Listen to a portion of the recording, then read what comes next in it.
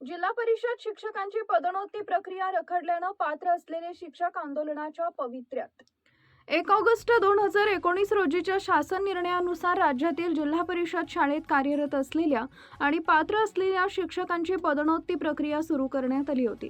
त्यापैकी काही जिल्ह्यांमध्ये ही प्रक्रिया पूर्ण देखील करण्यात आली। मात्र या दरम्यानच्या काळात काही शिक्षकांनी न्यायालयात धाव घेतल्यानं आणि शिक्षण संचालनालयानं काढलेल्या एका पत्रामुळे मोठा संभ्रम निर्माण होऊन ही प्रक्रिया रखडली आहे।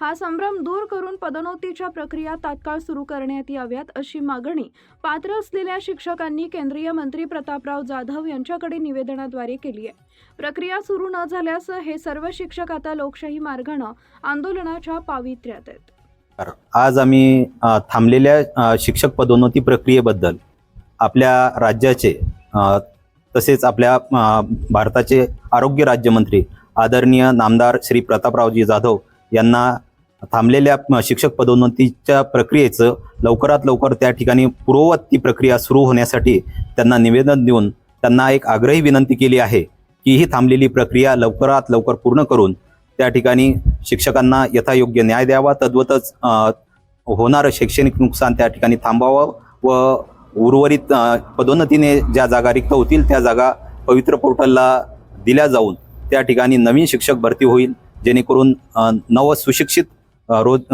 शिक्षकांना सुद्धा त्या ठिकाणी यथायोग्य नोकरी मिळेल। धन्यवाद। महाराष्ट्र शासनाच्या शालेय शिक्षण विभागाने शिक्षकांची पदोन्नती सुरू केलेली होती।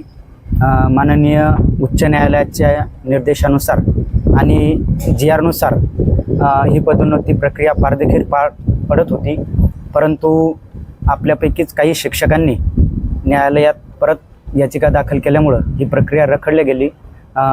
तशी 9 जिल्ह्यांमध्ये ही प्रक्रिया पार पडलेली आहे। बुलढाणा जिल्ह्यामध्ये मात्र ही प्रक्रिया पार पडलेली नाही। तरी विद्यार्थ्यांचं शैक्षणिक नुकसान होत आहे। आमच्या सर्व शिक्षकांची मागणी ही आहे की ही रखडलेली पदोन्नतीची जी प्रक्रिया आहे ही ताबडतोब शासनाने सुरू करावी, अशी महाराष्ट्र शासनाच्या शालेय शिक्षण विभागाला आमच्या सर्वांची विनंती आहे। खरं म्हणजे विद्यार्थ्यांचं जे शैक्षणिक नुकसान होत आहे आणि ही जी मोठ्या प्रमाणात पदं रिक्त आहेत, ही पदोन्नतीनं जर भरल्या गेली तर उद्या पोर्टलला सुद्धा इतर शिक्षकांच्या जागा ज्या आहेत तर त्या अपलोड होऊ शकतात।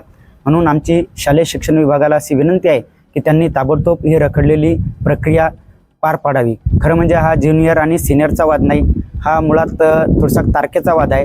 तो तारखेचा वाद देखील न्यायालयीन निर्णयानुसार निकाली निघालेला आहे, परंतु काही शिक्षकांनी त्याचा युगो केल्यामुळं ती प्रक्रिया रखडलेली आहे। आणि म्हणून आमची संचालक, शालेय शिक्षण सचिव आणि मंत्री महोदयांना सुद्धा विनंती आहे की त्यांनी ही रखडलेली जी पदोन्नतीची प्रक्रिया आहे ही ताबडतोब पार पाडावी। धन्यवाद।